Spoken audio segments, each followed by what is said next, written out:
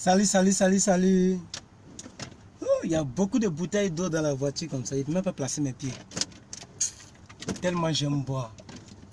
Alors, soyez bénis mes frères et sœurs. Salutations personnelles à tous les abonnés de ma chaîne YouTube et de ma page Facebook. Voilà. Si c'est la première fois que vous me prenez en cours, que vous me découvrez, sachez que je suis Herman. Voilà. Et donc, je suis très content de diffuser, de faire des vidéos à caractère religieux et aussi des vidéos sur d'autres domaines de la vie, etc. Dans le but de pouvoir apporter un plus sur la vie de quelqu'un. Alors aujourd'hui, on va parler de la vie des prières. Voilà, on va parler de la vie des prières. Donc connectez-vous, partagez la vidéo, invitez vos amis. Et je dis déjà merci à Maman Chris qui réagit en commentaire. Voilà. Et s'il vous plaît, connectez-vous. Alors la vie de prière c'est quoi? Bon, excusez-moi pour les gants, hein, c'est parce qu'aujourd'hui on m'a mis dans un endroit qui nécessite les gants. Donc je n'ai pas envie de les enlever, puis voilà, je vais finir maintenant, puis je monte. Voilà, donc c'est pas parce qu'il y a les gens qui aiment me juger sur n'importe quoi. Je ne suis pas brigand. Voilà, c'est juste que je soulève des cartons, tout ça. Donc il faut que je protège mes mains. Parce que j'ai besoin de mes mains pour manger. Alléluia, gloire à Dieu. Que Dieu vous bénisse. Alors, bienvenue dans le sanctuaire de la vérité. Ici, on dit seulement que la vérité, rien que la vérité, uniquement que la vérité. Nous voulons parler de la vie de prière. La vie de prière, d'abord, il faut enlever la paresse dans les yeux des chrétiens. Oui, oui. Oui, oui. Comme une sœur me disait par WhatsApp. Non, homme de Dieu, tu ne m'envoies pas les versets de prière pour que je prie. Tu ne me donnes pas les sujets de prière. Oh, réellement, on causait bien, on causait ta. Mais la vie, pourquoi les gens veulent forcément que vos vies de prière dépendent des autres? Pourquoi vous voulez attendre d'abord à ce qu'on vous envoie des versets bibliques? Pourquoi vous voulez forcément attendre d'abord à ce qu'on vous pousse à prier? Moi, je ne comprends pas. La vie chrétienne, mais la deuxième définition... Oh, non, non, non. Non, excusez-moi, hein, je vais mettre les chaussures là dehors. Non, je vais mettre les godasses là dehors, c'est pas vrai. Ah! C'est la vie de prière, vraiment. Les initiés comprennent. Pourquoi les gens veulent forcément qu'on vous pousse à prier? Mais c'est que vous n'êtes pas conscient. Vous n'êtes pas consciente. Salut, Yao. Non, c'est que vous n'êtes pas consciente. Parce que la vie chrétienne, la deuxième définition de la vie chrétienne, mais c'est la vie de prière. Puisque le Christ dont nous réclamons ne vit plus de manière palpable avec nous. Donc la seule issue, la seule manière de parler avec lui, mais c'est de prier. Donc, qu'est-ce qu'on appelle encore une vie de prière? Où vous avez besoin à ce que les gens vous poussent à prier pour ta propre vie. Tu ne peux pas fermer ta chambre et puis prier ton Dieu. La vie de prière, le premier point que je soulève, la vie de prière est une vie individuelle.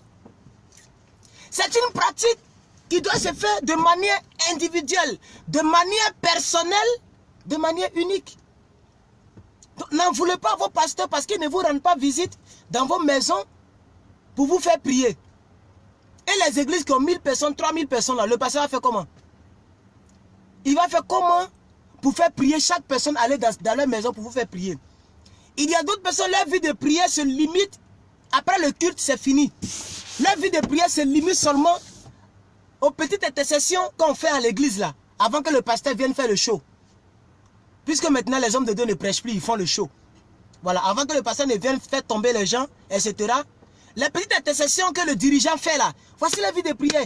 Je veux te dire que la vie de prière est une vie individuelle. Est une vie unique. Est une vie que chacun doit entretenir. Parce que c'est Jésus qui était Jésus, qui a fait des miracles, priait, s'il avait une vie de prière, mais et nous autres, on est obligés, on est condamnés d'avoir une vie de prière. Donc ma soeur, n'attends pas à ce que quelqu'un vienne te dire on va prier. Ne te plains pas, non, on ne prie pas, tu ne me fais pas prier, tu ne me fais pas prier. La vie de prière n'est pas d'abord collective, elle est unique, elle est personnelle. Alléluia. Donc à partir d'aujourd'hui, il faut faire ton programme selon tes attentes et mets-toi en prière. Ne soyons pas des chrétiens paresseux, s'il vous plaît. y compris moi-même, ne soyons pas des chrétiens paresseux. Je ne vais pas attendre mon mentor, le pasteur, le révérend Raoul Wafo, pour venir me dire d'aller prier. Je ne vais pas attendre mon père spirituel, Oku Franck Olivier, pour venir me dire, tu es dans un pays dangereux, un pays où on tire n'importe comment, un pays où on a peur même de se retrouver dans les lieux publics. Donc avant de sortir, tu dois confier ta journée à Dieu. On ne doit pas me dire de prier avant de conduire ma voiture sur une longue distance. Chaque jour, je suis entre 4 pneus qui roulent. Je suis entre 4 pneus, c'est comme ça que je vois ma voiture. Ça là, ça c'est rien. Ça se chiffonne même. Accident, c'est fini. Donc je me dis que je suis au milieu de 4 pneus. Mais chaque jour que Dieu fait, je conduis. Je ne suis pas obligé d'attendre à ce que maman Denise Latte me dise de prier avant de sortir de la maison. Alléluia. Donc je vais vous dire, la vie de prière, peuple de Dieu, la Bible dit Jésus lui-même se retira et pria.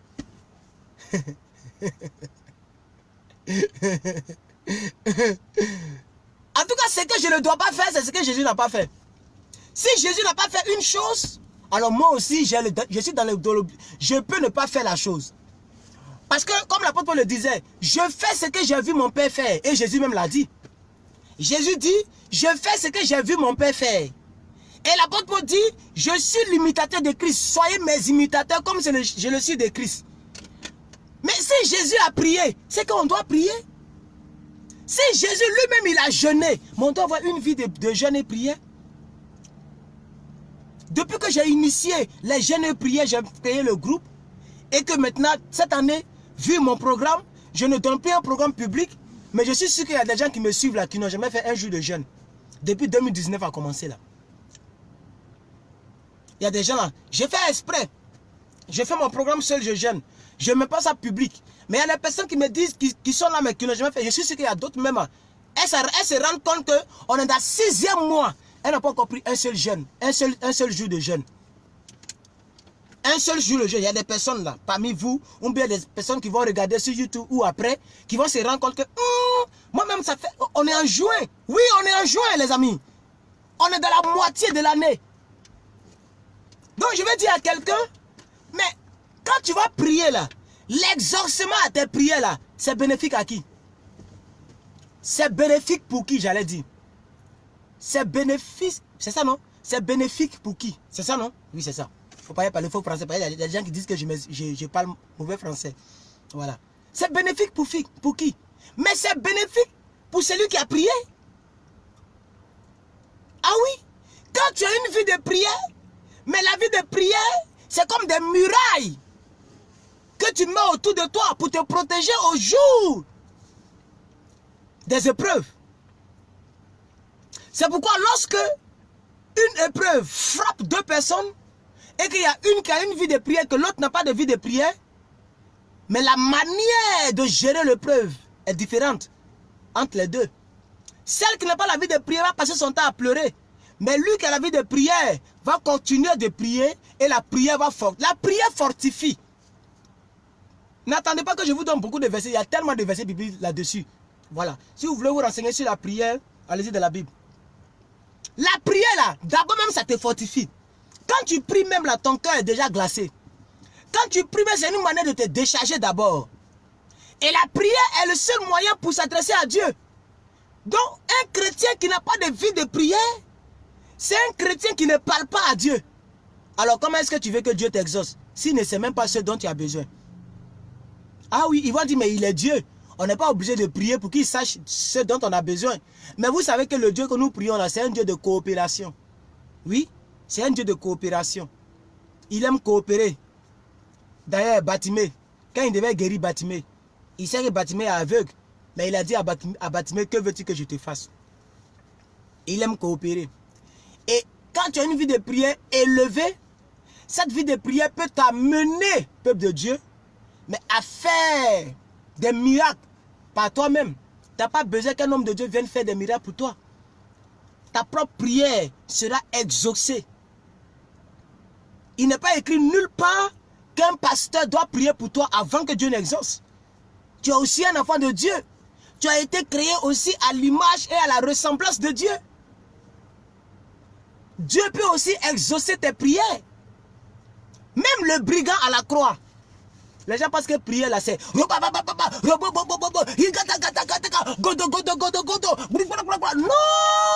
la prière c'est parler à Dieu.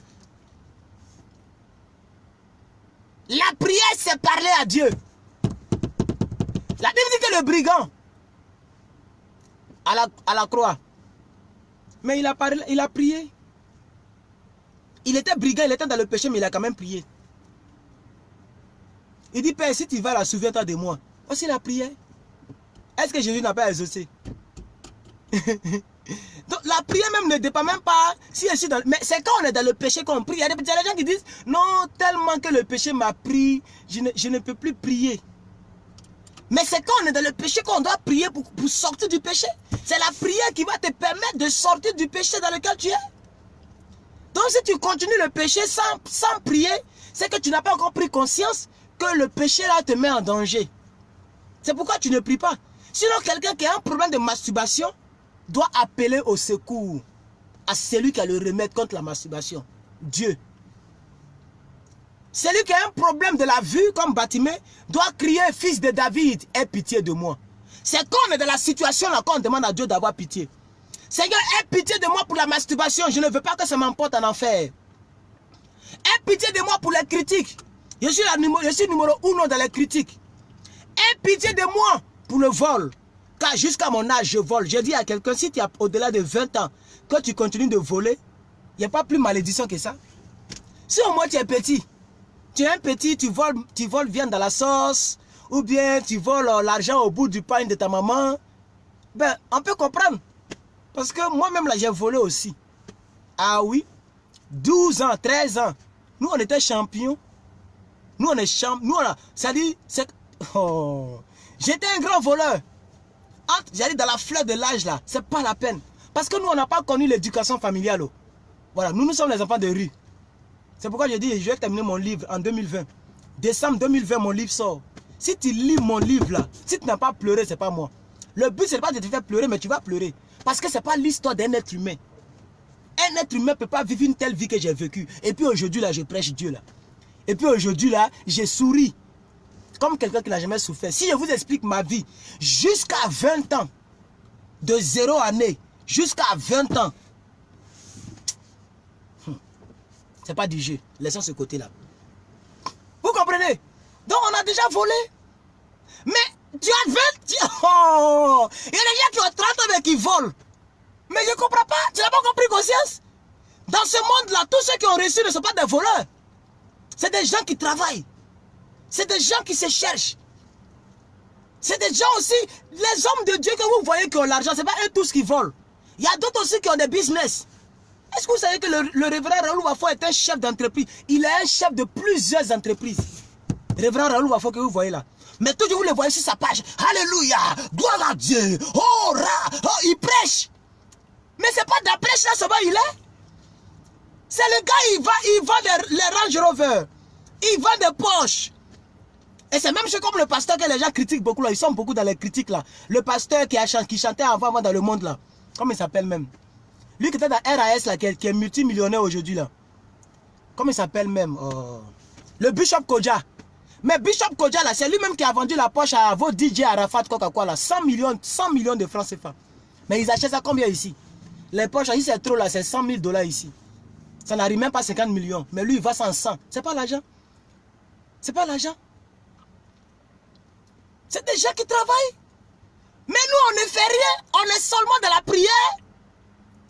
Même pas qu'on est dans la prière, on ne prie pas et on ne fait rien.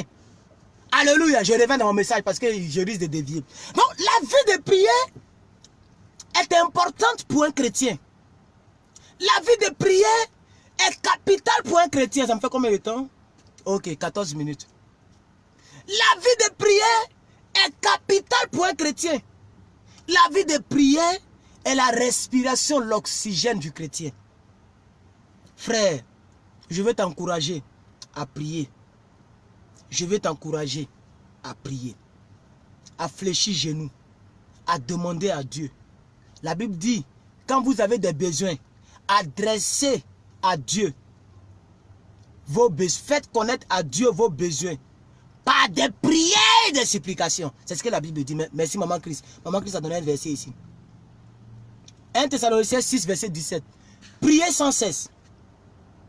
La Bible dit, faites connaître à Dieu vos besoins par des prières et des supplications. On n'a pas dit par des plaintes, par des pleurs et par des critiques. Non, c'est la même là. Elle pense qu'elle a réussi même. Elle parce que comme nous aussi on n'a pas réussi là, donc elle fait malin dans l'église là. Tu n'es pas en train de prier, hein, tu critiques.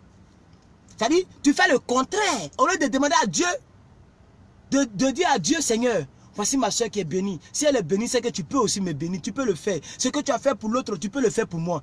Au lieu de parler comme ça, toi, c'est parce que tu as besoin que tu dis qu'elle fait malin. Si tu avais la même voiture que elle, ou bien le même bijou que elle, ou bien le même pagne que elle, tu n'allais pas critiquer.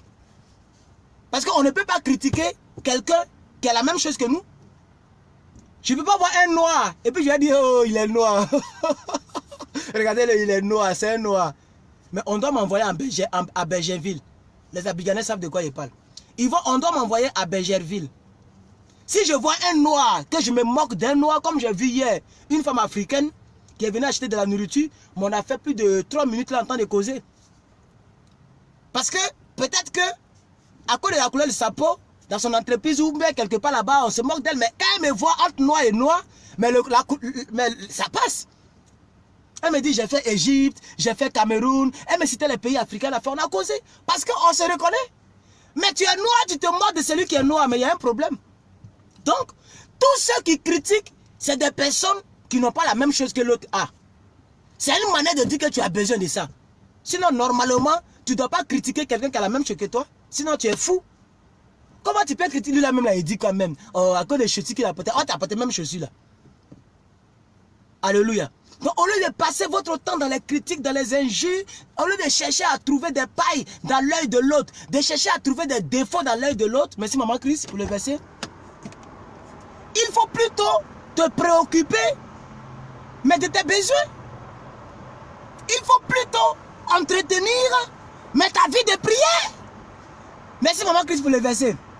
Philippiens 4, verset 6. La Bible dit, ne vous inquiétez de rien, mais... C'est ça qui est la vérité. Il y a des gens qui disent, oh, je sais que ça va aller, ça va aller, mais tu n'as pas de vie de prière. Et la vie de prière, ce n'est pas une vie superflue. C'est une vie où on présente à Dieu quelque chose. Seigneur, je veux que tu bénisses telle activité. Je veux que tu m'aides dans tel coin. Dieu aime des prières précises. Et un jour, peut-être samedi, demain, je vais prêcher sur la prière précise. Avec des versets bibliques à l'appui. Alléluia. Ne vous inquiétez de rien, Philippiens 4, 6. Mais, en toute chose, faites connaître vos besoins à Dieu par des prières. Par des prières. Ce n'est pas par des pleurs. La Bible dit, il y a une femme, la maman de Salomon. Non, oui, la maman de Salomon. Non, comment il s'appelle? Non, la maman de Samuel. La mère de Samuel là. Elle pleurait matin, midi, soir pour avoir un enfant. Dieu n'écoutait pas. Dieu a fermé ses oreilles. Parce que Dieu n'écoute pas les pleurs et les plaintes. Dieu écoute, premièrement, les prières, des supplications, suivies d'actions de grâce. Mais tu n'as jamais semé quelque part. Toi, tu dis que tu n'as rien. Mais quand on n'a rien, on doit s'aimer pour avoir. Si tu as, je ne sais pas, un manguier, que tu vas avoir 10 manguiers, il faut commencer à semer 9 autres noyaux de mangue. Ça va pousser, ça va donner 10 manguiers. Mais tu ne fais pas d'action de grâce. Tu ne pries même pas. Comment le ciel saura que tu as besoin de quelque chose? Alléluia. Donc vraiment que Dieu vous bénisse et que sa grâce soit avec vous. J'espère que cette petite exhortation, je regarde l'heure rapidement. Il est 19, je vais vous laisser. J'espère que cette petite exhortation vous a fait du bien. Si c'est le cas, mettez un pouce bleu. Si c'est le cas, partagez la vidéo. Et ayons, Maman Christ, Maman Denise et tout le reste, ayons la vie de prière. Continuons de prier. Quand on dit la vie de prière, ça veut dire c'est tous les jours, c'est la vie. Donc on ne prie pas le mois, quand ça n'a pas été exaucé, on est fâché contre Dieu. Je ne veux plus prier. Non, c'est que tu n'as pas la vie, c'est la mort de prière. Mais quand la prière s'arrête, on dit que tu es mort spirituellement. C'est pourquoi on dit la mort spirituelle. Donc une personne qui n'a pas la vie de prière est une personne qui a la mort de prière. La mort. Donc la vie de prière, c'est une vie spirituelle. Donc la vie spirituelle s'entretient au travers de la vie de prière. Donc celui qui n'a pas la vie de prière est mort spirituellement. Je refuse que tu sois parmi ceux qui sont morts spirituellement. Continue de prier, continue de déclarer, continue d'interpeller le Saint-Esprit, continue de prier, de faire connaître tes besoins à Dieu. Bye bye, bonne journée chez vous et que Dieu vous bénisse. Maman Chris, gros bisous à vous. Que Dieu vous bénisse à tous. Au nom de Jésus. Amen.